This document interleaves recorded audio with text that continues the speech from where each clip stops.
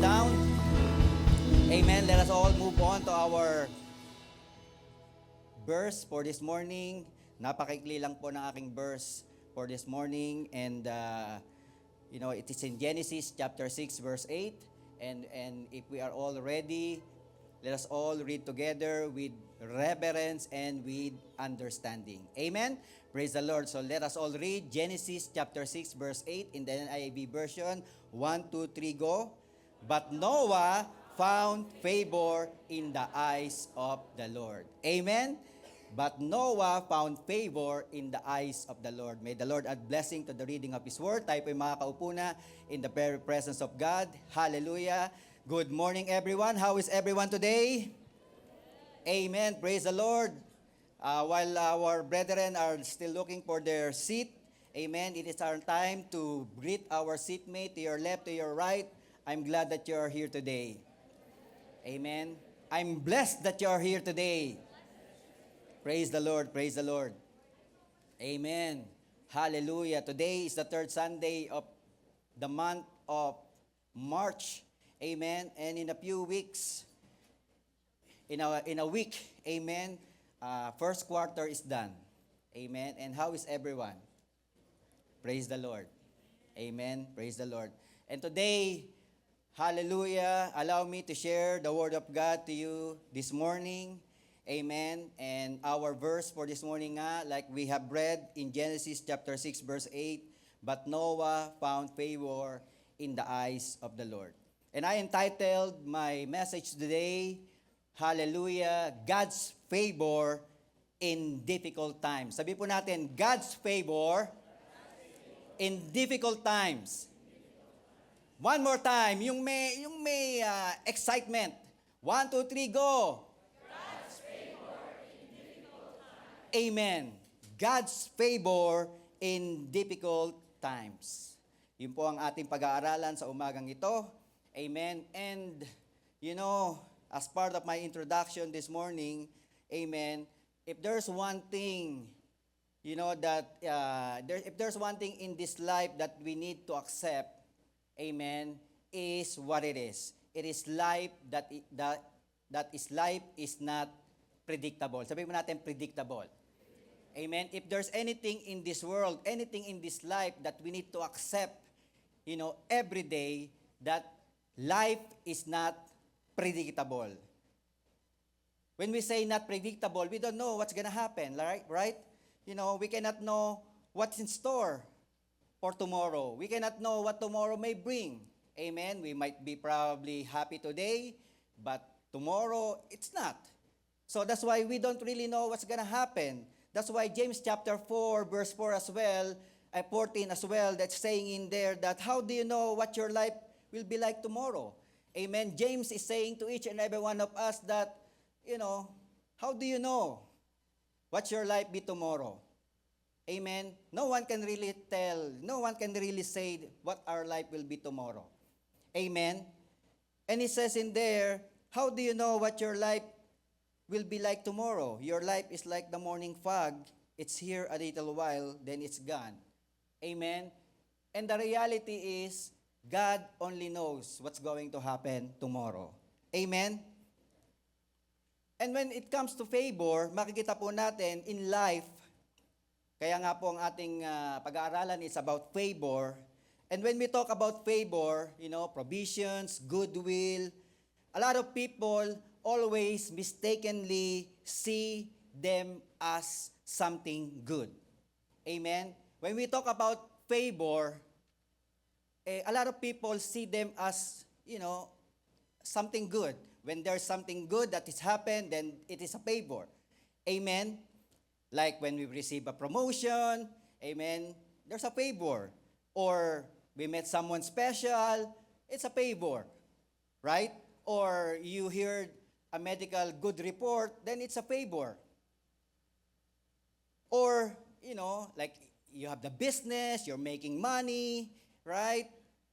It's good business, and then you can say to yourself, it's a favor. Amen.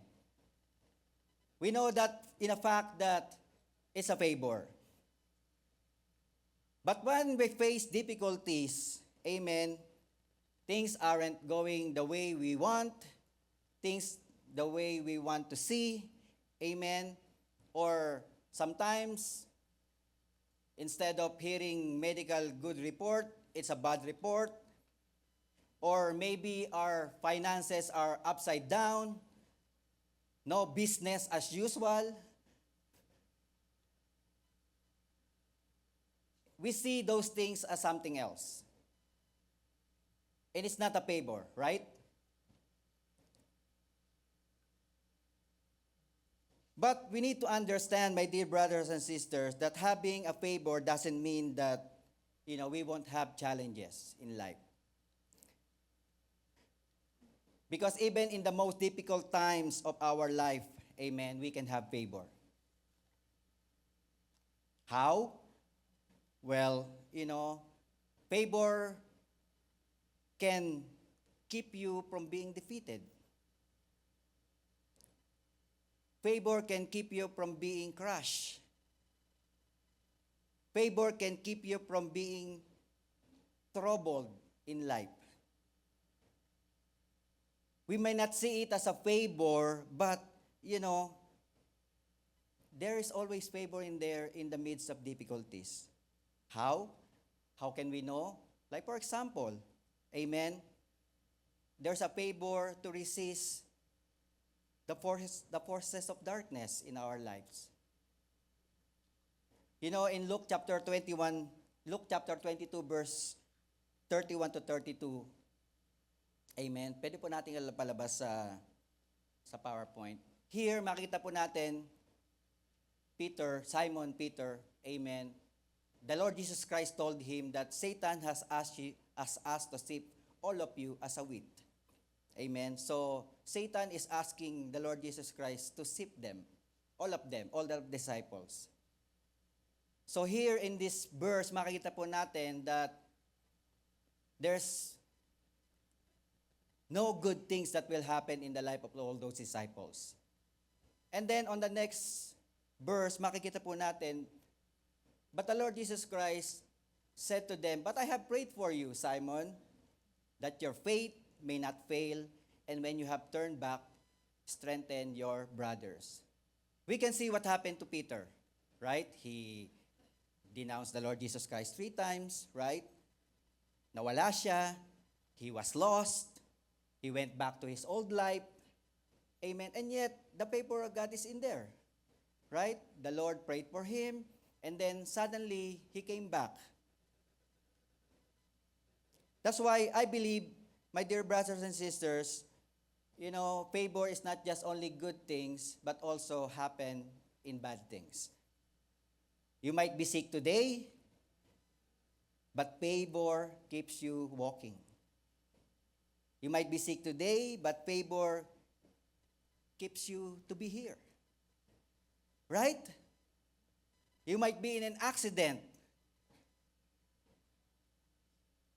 but favor keeps you alive.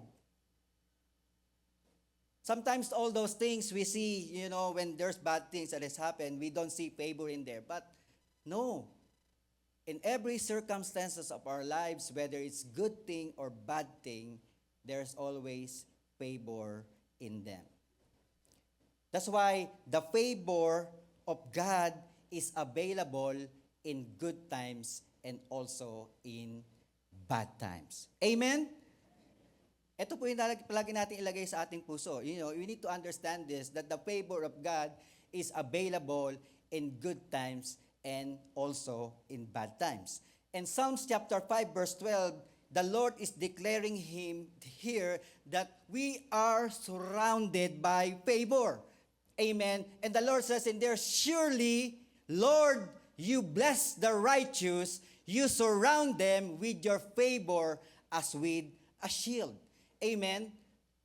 We are surrounded by favor. So no matter whatever circumstances that we are facing today, whatever things that are happening into our lives, whether it's good or bad, we are surrounded by His favor.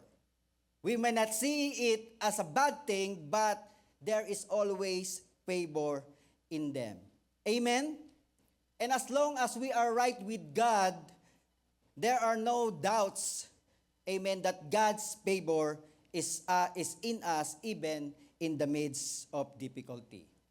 You know, in the verse that we have heard, in the verse that we have read, amen, in Genesis chapter 6, verse 8, the Bible says in there, right, but Noah found favor in the eyes of the Lord. Amen.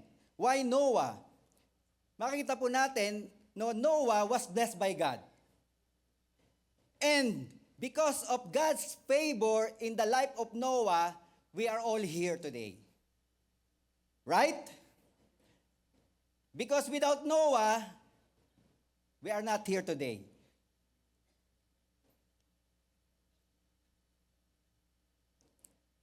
But in spite of all these things, even though God blessed Noah, amen, Noah's life is not easy. Noah experienced difficulties in life while obeying God. That's why being a Christian doesn't mean that you will not experience difficulties in life. Being a Christian does not mean that you will, not experience challenges in life. We all have difficulties like Noah. And makikita po natin in the Bible, amen, how are the things that what Noah have experienced. No, there are difficulties that Noah have experienced, amen, in his lifetime. Ano po yung makikita natin? One difficulties that Noah have experienced is Noah, a minority of one. Sabihin po natin, minority of one. Amen. Ano po ibig sabihin nito? Noah, a minority of one. Makikita po natin in the book of Genesis, amen, that the world is corrupt and wicked. In Genesis chapter 6, verse 5, ano po sabi doon? Now the earth was corrupt. The Lord saw how great the wickedness of the human race had become on the earth, and that every inclination of the thoughts of the human heart was only evil all the time. Amen? And look at here that makita po natin that only Noah is righteous in that time. Amen? Imagine one person, one man serving God in the midst of completely corrupt world. Amen? The whole world was lying, the whole world was fighting, the whole world was cheating, corrupt, sinning. Amen? But here, there's only one man whose character and principles could not be compromised. But being righteous in the midst of the wicked people will be hard. Amen? Have you been to a place where everyone's where?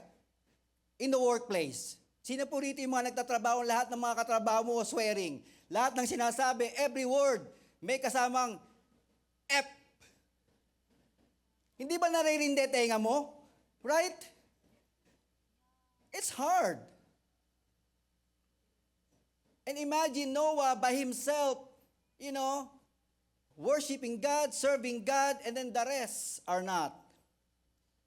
He is a minority of one. Kaya nga po, makikita po natin in Genesis chapter 6, verse 11 to 12, the world is corrupt. Now the earth was corrupt in God's sight and was full of violence. God saw how corrupt the earth had become, for all people on earth have corrupted their ways. Actually, there's a commentary, amen, that, the time of Noah is happening again. Like all people, think about money. People think about how can they become rich. People think that, what they can get.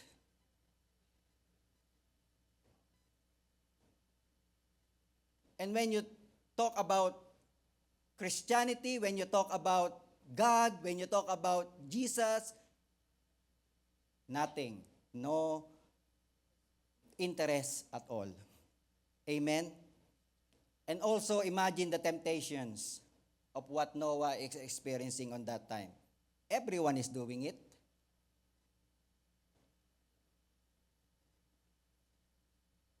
Di ba, meron tayong, sometimes we have, like the young people, you have this, sometimes mentality, everyone is doing it. Why can I not do it?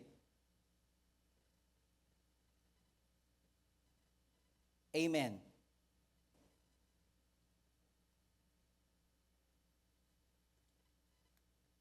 Why I can be different from anyone else? How can we avoid compromise in this troubled world? How can we be holy in the midst of wickedness? You know, the battle of holiness rages in our heart, in our mind, in our soul. Amen. And the same thing with Noah.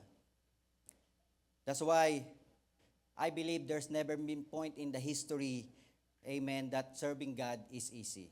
Another difficulty that Noah have experienced is Noah facing an impossible task. Sabi mo natin, impossible task. Amen. Noah faced an impossible task. You know, again, in the book of Genesis, the Bible specifically say, amen, no? The Bible did not really say that someone helped Noah building the ark, right? The only thing that we can see in there, the only thing that was mentioned in the Bible is Noah entered the ark with his family. He might probably get some help, for sure, but probably a handful. Probably with his family, right? But here, makikita po natin the instruction how to build the ark. In Genesis chapter 6, verse 15 to 16, ano po sabi doon? This is the instruction of the Lord how to build the ark. This is how you are to build it. The Lord says to Noah, the ark is to be 300 cubits long, 50 cubits wide, and 30 cubits high. Amen. Verse 16, make a roof for it, leaving below the roof of an opening 1 cubit high all around. Put a door on the side of the ark and make lower, middle, and upper decks. You know, this size, in the modern size nowadays, you know, the ark, sabi nila, the ark is approximately 510 feet long. 510 feet long. How long is 510 feet long? Sabi nila, it's a 1.5 size of a football field. That's how long the ark. The height of the ark, amen, is about 50 feet from the ground. So, how high is 50 feet? Amen. It's like a 4-story building. That's how high it is. Amen. And some scholars saying that Noah built the ark 120 years. That's long. And by yourself, it's going to be an impossible task, right? Just thinking of it, the Lord says to you, okay, do this. And then, gagana na kagad yung utak mo. No, parang mahirap, right? Who are here experience that? That, you know, there's something that you need to do. There's something that the Lord needs you to do. And then you calculate it in your mind. Right away, Lord, I don't think I can do it. What do you feel? What a person normally feels when confronted with an impossible task. When you're stuck in a problem that there seems to be no way out. Amen? Of course, you will experience failure. You will feel guilt, right? You will feel shame. It's daunting. It's fearful. It's scary. Amen. It can be discouraging. It's overwhelming. That's what Noah felt on that time. Because he was given a task that is impossible to do. And then another difficulty that Noah have experienced, tatlo lang po naman ito. Amen. Para on time tayong matapos. Pwede namang marami, right? Pero hindi naman tayo pwedeng magdamag dito sa church, kaya tatlo lang. Amen. Noah has no clue how things would end.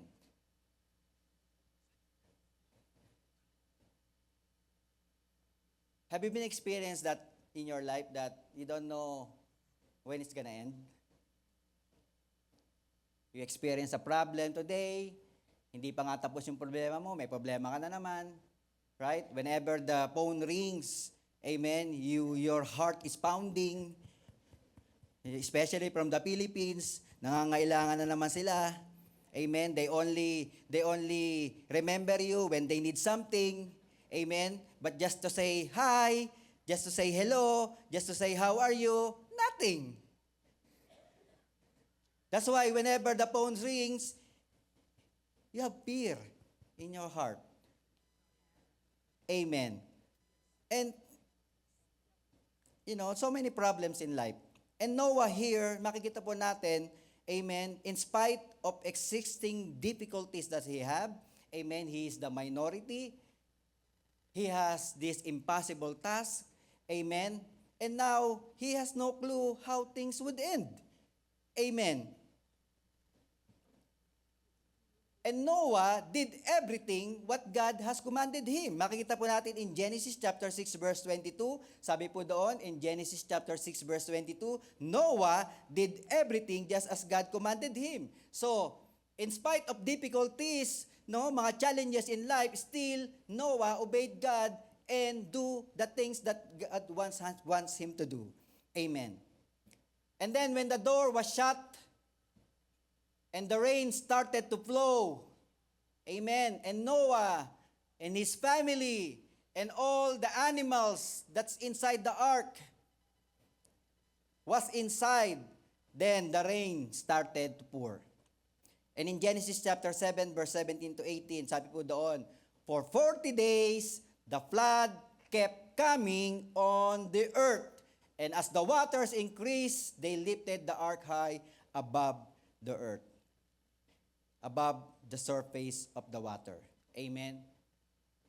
But when Noah was inside that ark, raining, inside that box, inside that wooden ark, amen, God was silent. He was just there, inside. Didn't hear anything from the Lord. As Noah floated over the water these months and months, amen, there's no explanation, no prompting from the Lord. No voice of God. Amen? Have we experienced that in our lives? Like, Lord, when will you answer my prayer?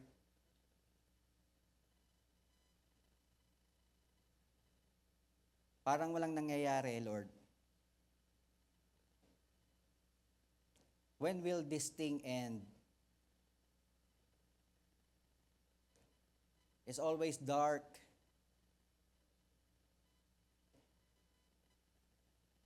But I believe in this life, amen, with all difficulties that we are experiencing, even Noah, all the things that he have experienced in this life, amen, there's one thing for sure.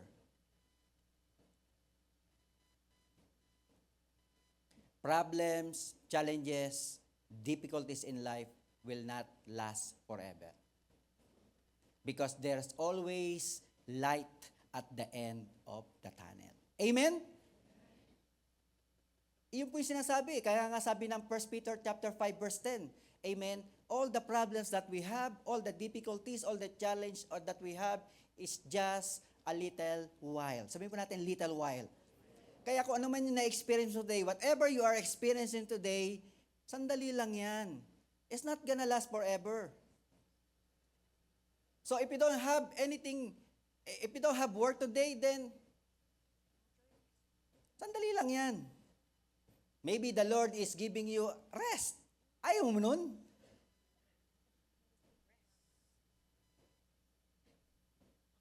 There are people who are tired working. Ako nga, ayoko na magtrabaho eh. I'm tired of working. I've been working since 20 years old.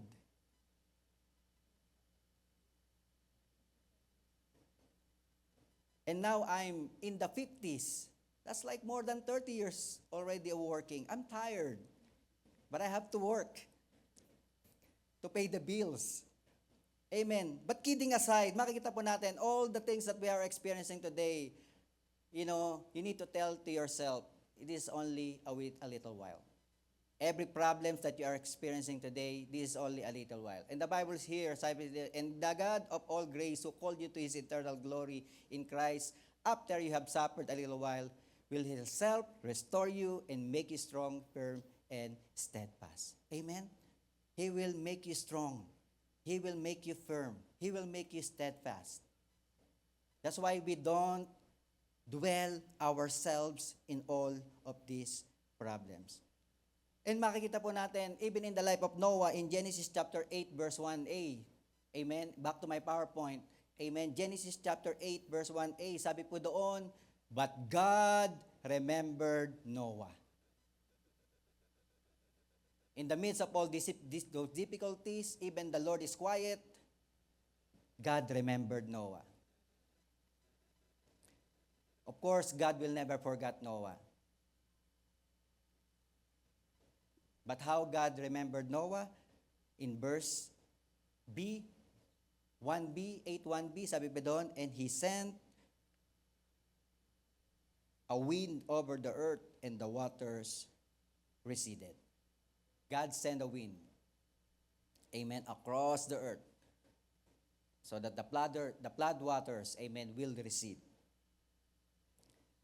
My dear brothers and sisters, like I said, as long as we are right in God, as long as we are righteous in the sight of God, amen, we obeyed God's instructions, we don't need to worry about a thing.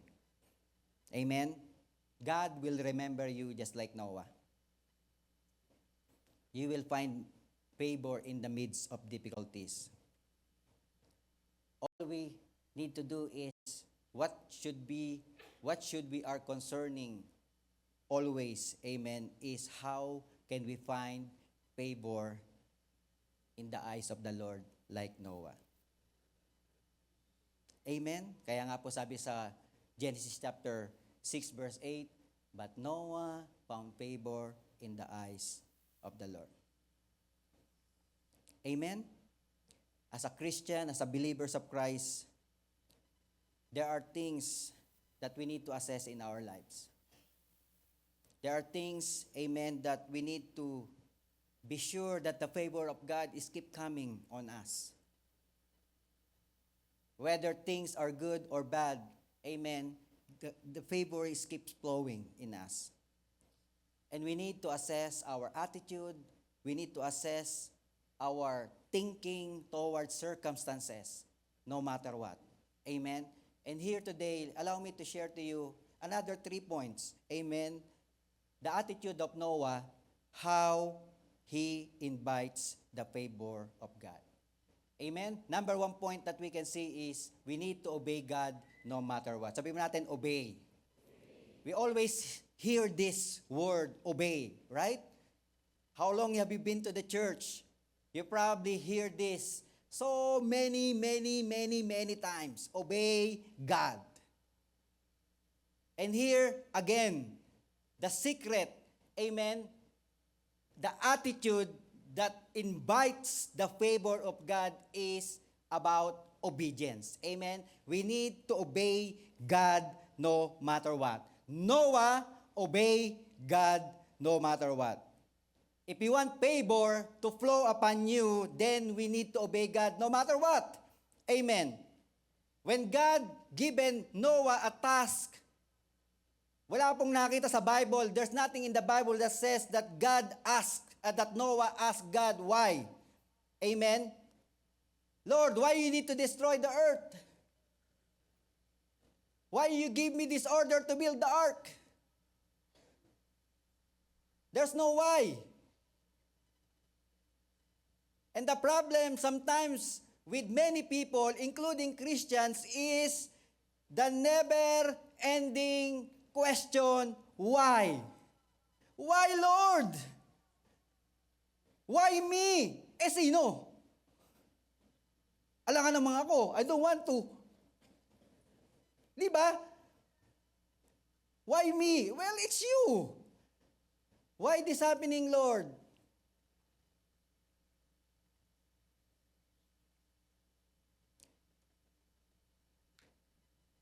You know, last year, amen, around this, in a few months last year, I have so many questions to the Lord too. Why, Lord? Amen. And Noah obeyed God's instruction without hesitation. Amen. Noah did it humbly and completely. And I believe for us to be able to get favor in the midst of circumstances, amen, we need exactly what God wants us to do. We need to do what God wants us to do. Amen? Totally obey Him. There's no more why. Tell it to your seatmate. No more why.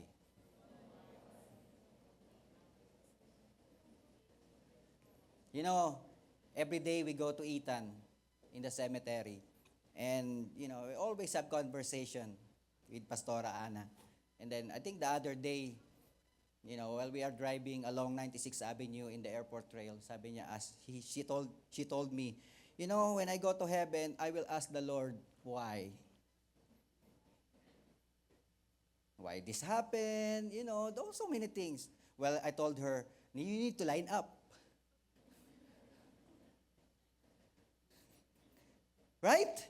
Because everyone have a question, why? You need to line up.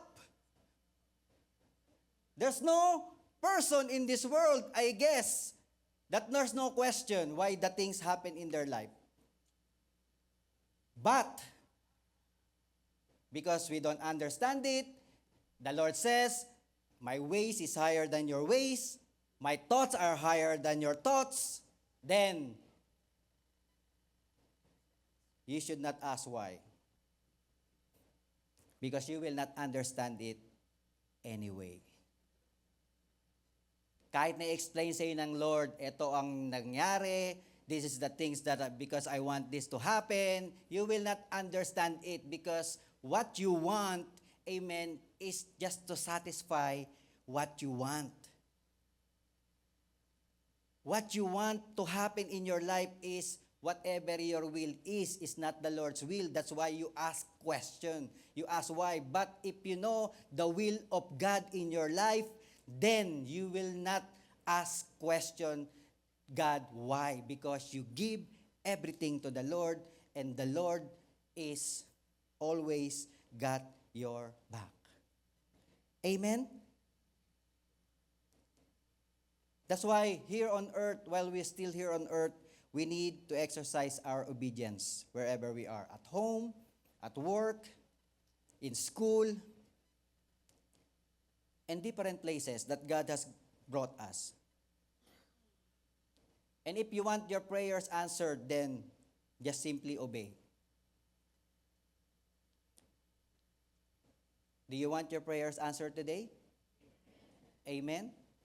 Just simply obey. Ano po sabi sa 1 John chapter 3 verse 22 in the New Living Translation? And we will receive from Him whatever we ask. Amen?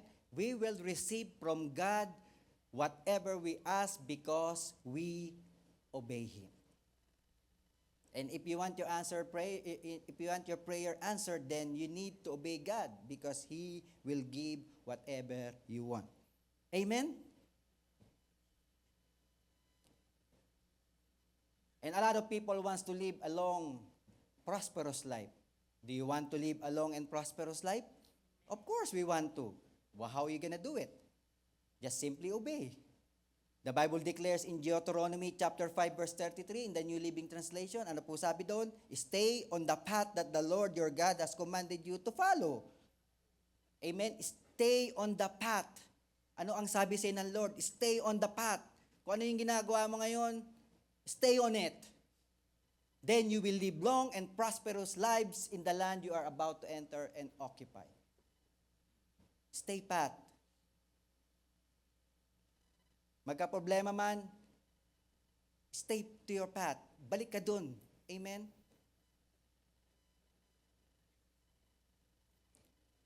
There's one question that, someone asked me, how did we go back? In preaching, in serving God. Amen? on that what happens last year? Well, we just need to stay on the path. Whatever you are doing before that happens, then you still do it the same thing. Whatever God is telling you to do, then you still do it. That's how you move on. Amen. You stay on the path.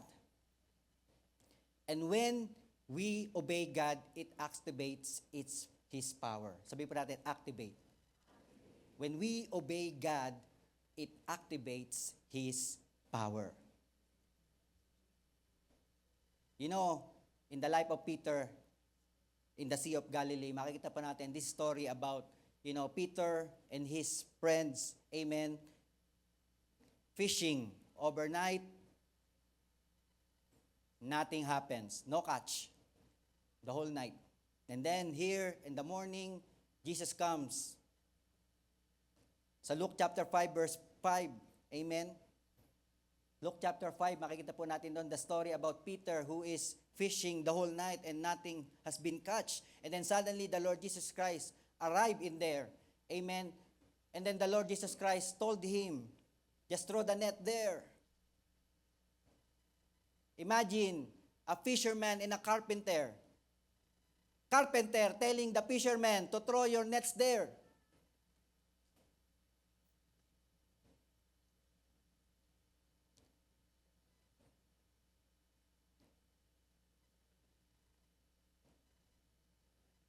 If you are a carpenter, amen, and a fisherman telling you to do this, normally you will not listen. If you are a fisherman and a carpenter telling you to do this, you will not listen. Right? Because you know what you're doing. But here, makikita po natin, when the Lord Jesus Christ, a carpenter, told Peter to throw your nets there, a fisherman. Then, ano sabi ni Peter? Simon answered, Master, we worked hard all night and haven't caught anything. But because you say so, I will let down the nets. Amen? It's just obedience. Just simply obey. We might not know the reason, we might not know what's happening, but just obey. And reading the following verses, makikita po natin, I think in verse 6, when Peter let down the nets, amen, when they had done so, they caught such a large number of fish that their nets began to break. Amen? That's how obedience is.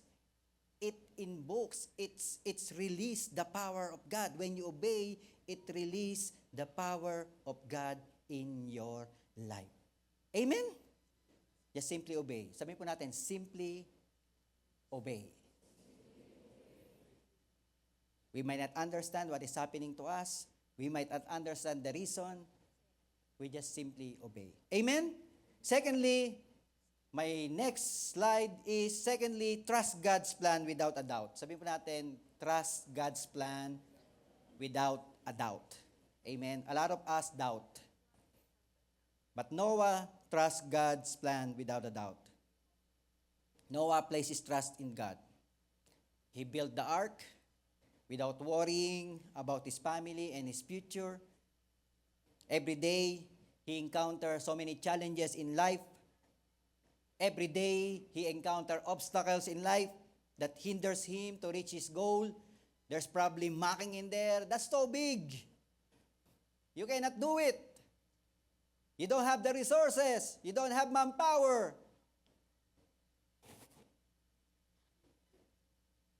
But yet, he trusts God. If you want to reach your goal, my dear brothers and sisters, then you need to start trusting God.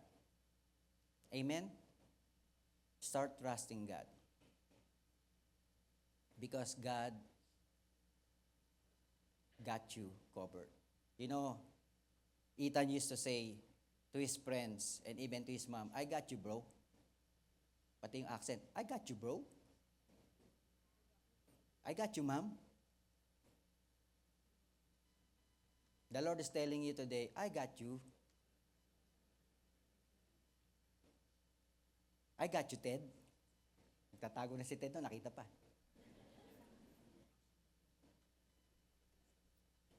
I got you, Dennis.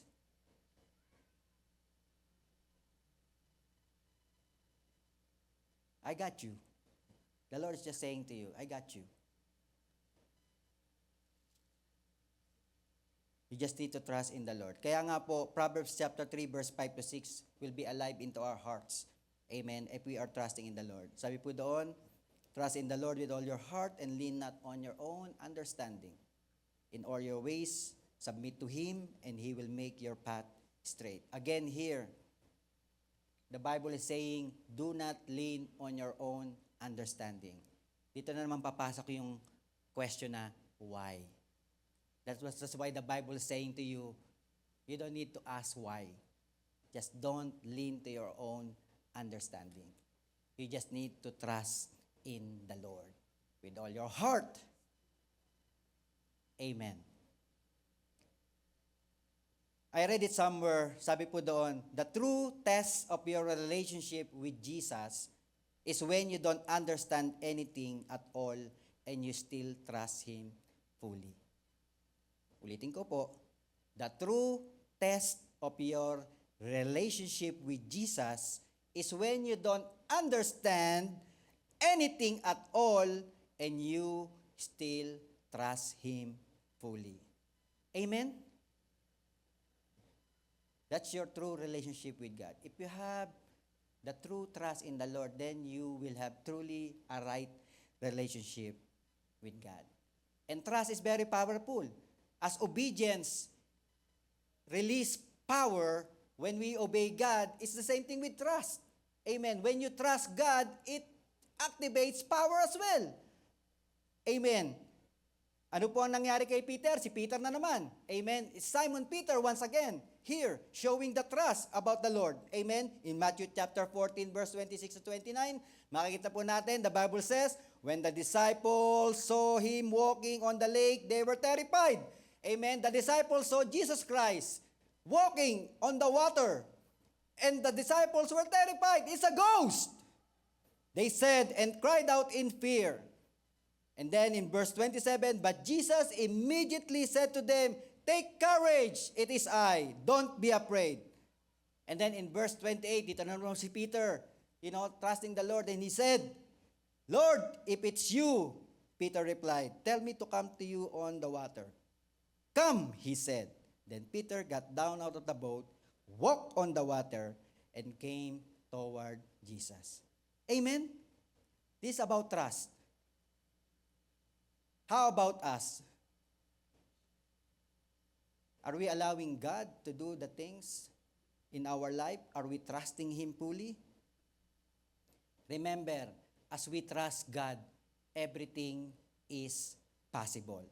As Bible declares in Matthew chapter 19 verse 26, Jesus looked at them. Jesus looked at you and said, God is looking at you today and said, ano sabi ng Lord? With man, this is impossible, but with God, all things are possible. Kaya nga, kahit anong problema yan, that's not impossible with God. Whatever your problem is right now, is not a problem with God. And you have only thing to do is to trust in Him. Amen? Praise the Lord. Kaya nga po, on my last point, I pray na meron po tayong natututunan. Obedience, trust, and last is maintain a righteous living in the midst of wickedness. Sabihin po natin, righteous living. We need to maintain a righteous living. Amen? Hindi tayo gaya-gaya. Hindi po tayo yung camouflage. Hindi po tayo yung balimbing. We are not, ano yung animals na nagbabago? Unyango. Ano ba English naman dyan? Chameleon. Unyango, lalim nun. The CYN will not understand. Chameleon. Amen. No, we are not like that. Amen. We need to maintain a righteous living. Noah maintained a righteous living in the midst of wickedness. This means that we need to be a good example to everyone. Amen? Hindi po natin gagayahin yung mali. We don't follow the rules of this world. Amen? If everyone is doing it, we are not following it. Especially if it's against the will of God. Amen. Kaya nga po, the Bible declares in Romans chapter 12, verse 2, it says in there, "Do not conform to the pattern of this world, but be transformed by the renewing of your mind. Then you will be able to test and approve what God will is, His good, pleasing, and perfect will." Amen? Do not be transformed in the pattern of this world.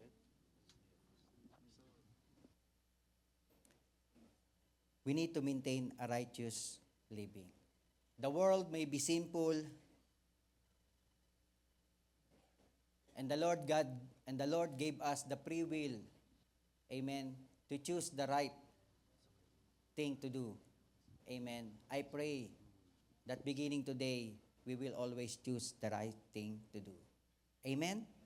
We will not follow the things of this world, but we will maintain a righteous living in our life here on this earth.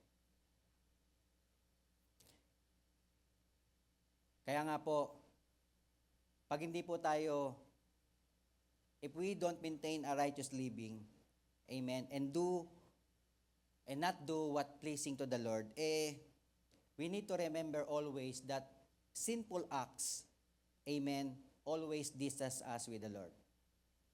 Amen? Pag tayo po gumagawa ng kasalanan, if we are, committing sin, it distance us from the Lord. Amen? Kaya, if we are sinning, how can we receive favor from God? That's why, my dearest brothers and sisters, I hope and I pray, amen, that we will be maintaining a righteous living. Always remember this, God is merciful, but God is a God of justice. Amen? God is merciful to Noah, but not to the wicked people in his time. Kaya nga po, what happened to the wicked people, they will punish. We don't want that to happen in our lives. Amen? Tatlo lang naman po yung ating susundin. Obey, trust, and maintain a righteous living. Then, we can be for sure that we will have favor in the midst of difficulties. Amen? Praise the Lord. Kaya nga po, as I end, when Noah obeyed God, everything that he wants him to do, amen, after the flood, after everything has been wiped out, amen, God made a new covenant with Noah. When the flood came, everything was reset. All the living things died. All the things here on earth died who live, and the world enters in a new normal. And because Noah found favor in the eyes of the Lord, amen, God made a new covenant with Noah. Ano po yon? In Genesis chapter 9, verse 1 to 3, sabi po doon, "Then God blessed Noah and his sons, saying to them, Be fruitful and increase in number and fill the earth. The fear and dread of you will fall on all the beasts of the earth, and all the birds in the sky, on every creature that moves along the ground, and all the fish in the sea. They are given into your hands." In verse 3, "Everything that lives and moves about will be food for you, just as I gave you the green plants, I now give you everything." There's two things here that happened to Noah. He became fruitful and multiply, and then God gave him everything. This verse is sound familiar, right? Genesis chapter 1, when God created Adam and Eve, it's the same thing that God told them. be fruitful and multiply, subdue the earth. Every creatures, amen, you give them names. And it's the same thing that God is giving to Noah. God commissioned Noah and his family to, establish human civilization. That's why we're here today. And God does not only subdue all the earth, but God gave him this promise that they will be fruitful, they will be multiplied, and gave them everything. I believe today, as we continue to follow God, amen, we can enter into the same covenant that God has given to Noah. Whatever challenges we are right now facing today, we can found favor in the midst of all those difficulties. That's why this morning, as we bow down our heads and close our eyes, amen, you need to ask yourself today, what is your trouble today? Are you feeling minority today because of the pressure around you? Is there so much pressure in your life that, you are tend to compromise now? Are you on the verge of compromising your faith because you think that the Lord will not answer your prayer? Are you struggling to become holy because everyone is doing it anyway? Or maybe you are facing an impossible task today. There's problems that you think it's beyond that you can comprehend. You think that, this problem, there's no way out, Lord. Or whatever God is asking you to do right now, you think it's impossible to happen. Maybe God is asking you to forgive someone. Or maybe God is asking you to fix your relationship. Maybe God is asking you to humble yourself. Amen? Sometimes you think you're right, but, it's not just about who is right and who is wrong. It is about humility. Like you know how to humble yourself so that your relationship with your family, with your loved ones will be fixed. Or maybe you just need to simply obey God. Or maybe God is quiet. He's not been answering you for a while. You don't have any idea when this trouble would end. I know the feeling of being inside the tunnel, so dark, and you always keep looking on the light. I remember a year ago, I was in the hospital, keep on praying, and you feel the darkness around you. And then suddenly you see a light and you thought that, oh Lord, thank you Lord, this is the light that I'm waiting for. And yet, after a little while, the light is gone. And then back to darkness again. It's just like you are in the roller coaster. But my dear brothers and sisters, like the Bible declares, all of these troubles is just a little while. No matter what difficulty you are facing right now, just like Noah, if you keep on obeying God, trust in Him at all times, and maintain a righteous living, then for sure, we will find favor in the eyes of our Lord Jesus Christ.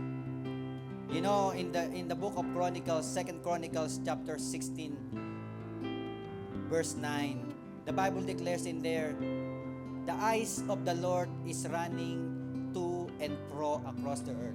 Right now, God's eyes is ranging in this place. God is looking for someone whose heart is committed to Him. Is your heart committed to God? Then if that's you, then God knows your situation right now. If your heart is committed to God, you are willing to obey, you are willing to trust Him, you're willing to be holy in spite and despite of all these things that's happening to you, then the Lord says, the Lord is looking upon you and He will strengthen you. Those whose heart are fully committed to Him. Amen? Kaya nga po, my dear brothers and sisters, it's just a matter of stepping out of faith. Amen? You need to give everything to the Lord. You need to step out of faith. Amen? You cannot do anything. We don't have any strength. We don't have any power. There's nothing we can do with all of these problems. But there's one person that can help us to do the impossible thing. And that is our Lord Jesus Christ. That's why today, I'm inviting you to open your heart to God. Give everything to Him. And if there's any wicked ways in us, if there's any sin in our hearts, then we need to ask for forgiveness. Because if there is a sin that is hiding in our heart, the Lord cannot hear us. The Lord cannot look on us. Because it's the sin that separates us from the presence of God. That's why this morning, as you bow down your heads and close your eyes, ask God to examine your heart. Lord, if there's anything in my heart that is not pleasing unto you, forgive me, Lord. If there's any doubt, if there's any worry, oh God, if there's anything that I distrust you, if I disobey you, Lord, forgive me. And that's the only time that God, the Holy Spirit, will move upon you mightily. Hallelujah. Lord, hallelujah. Search our heart, oh God. I know you are able, Lord. I know you are the God of His impossibility. I know, Lord, you can make things possible, oh God, Lord. I know you can make a way when there seems to be no way. But if there's any sin in my heart, Lord, you cannot hear me. That's why, Lord, forgive me today. Forgive me of all my weaknesses. Forgive me of all my unrighteousness. Hallelujah. And can you just follow me with this simple prayer as we continue to acknowledge our Lord Jesus Christ here in this place. Lord Jesus, I acknowledge that I am a sinner.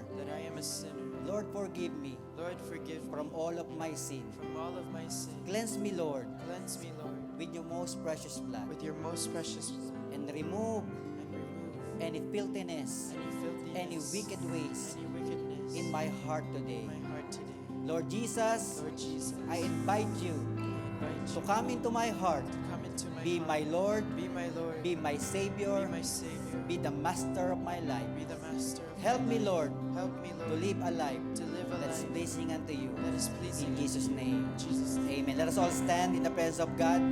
Hallelujah. Alam niyo po, my dear brothers and sisters, in the book of Genesis chapter 8, when the flood recede, the rain stopped. When the flood recede, amen. When Noah opened the door of the ark and start to go out, you will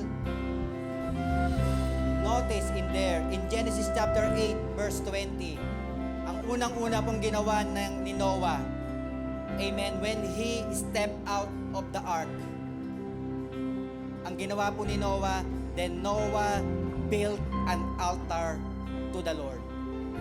Noah built an altar to the Lord. My dear brothers and sisters, amen, you need to go to the altar. If you are feeling hopeless, if you are feeling weak, if you know in your heart you need help from God, I need you to come to the altar. Amen. The altar is open in this place right now. If that's you, I invite you to come. You want your prayer answered? You want blessing? You want favor in the midst of your trouble? Why you hesitate? Because the altar of the Lord is where His presence is. The altar of the Lord where His presence resides. And when there is presence of God, nothing is impossible. God is able to do immeasurably more than what we can ask for. I just want you to trust in Him today. Hallelujah. Hallelujah. Yes. The altar is still open.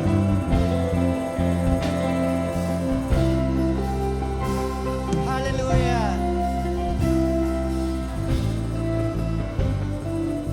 Hallelujah. Yes, Lord. When did I start to forget Let us worship the all Holy King. of the great things you did? When did I throw away faith for the impossible? Hallelujah. Hallelujah. Can we invite all the CFT How that's did here I in this start place? to believe And let us all pray you to our weren't brothers and sufficient sisters for me? who came to the altar 'Cause for a why do miracle. I talk Who came to the myself altar, out who of wants to seek the Lord, seeing who came to the miracles? altar, who wants to trust God. You are more than Hallelujah. able. Yes, we need just to believe that God is able. Every mountain is a problem. Are more than There's nothing impossible to God. He is able. Just believe, just believe, just believe. You are more than Yes, Lord. Hallelujah, hallelujah. Come on, CMT, pray for them.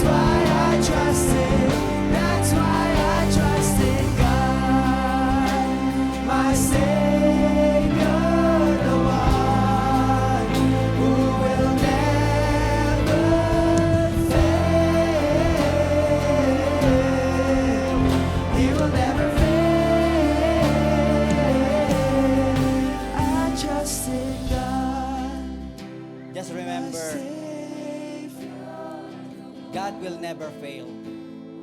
He is the same God yesterday, today, and forever. And if He can make miracles before, He can make miracles into your life. That's why today, all the prayers that been uttered in this place, we seal it, O God. Whatever the prayer that your children who came to the altar to sought you, O Lord, Lord, honor their prayers today. Lord, hear their prayers today. Let your favor be upon them today. Let your eyes be upon them, O God, Lord, never leaving them nor forsaking them. I pray, O Lord, hallelujah, that you will continue to instill into their hearts that they are not alone in this world, that they are not alone in this battle of life, that you will always be there for them because you got them, O Lord, in the name of Jesus. And all our brothers and sisters who didn't come in the front, I know that they have also prayers. I pray, O God, Lord, hallelujah, that whatever that secret petition into their hearts, as they continue to obey, trust, and live a holy life, O God, there's nothing, O God, that you can withhold to them because you gave to your son and children every good gifts that comes from above. That's why, Lord, I pray that you will seal all the words that we have heard today, O God. Let this word, O God, will be our tools. Let these words, O God, will be our weapon, Lord, to fight any anxiety, to fight any worries, to fight any doubt in our lives. Lord, we know that the battle is not done yet. But I believe as we continue to fight in this battle of life, O God, ikaw po ang aming kasama in the name of Jesus. That's why, Lord, hallelujah, let us all lift up our hands as we release the blessing that comes from the Lord. I pray, O God, Lord, that every hands that is being lifted up upon this place, as they continue to lift up their hands, O God, Lord, may you touch every hands right now in the name of Jesus. Lord, I release blessings that comes from above. O Lord, hallelujah. I release, O God, fruitfulness. I release multiplication, O God. I release blessings, O Lord, in the name of Jesus. Come on, people of God, receive it, accept it, claim it, in the name of Jesus. Yes, Lord, hallelujah, hallelujah. And Lord, I also pray, hallelujah, that you will bless them in their coming in and their going out. Bless their employer as they continue to bless us, O Lord. And I pray, hallelujah, that you will bless as well their immediate families, oh God, their loved ones. And whatever you are doing in our life, you will do the same thing upon their lives as well. And Lord, release your healing in their relationship, release your healing in their physical body, in their emotional, in their spiritual, oh God, in the name of Jesus. And Lord, I pray that this life will not only be used for our glory, but also we will only be used as well for the glory of other people. That's why this life, oh God, will be used to share the word of God to many people, so that those people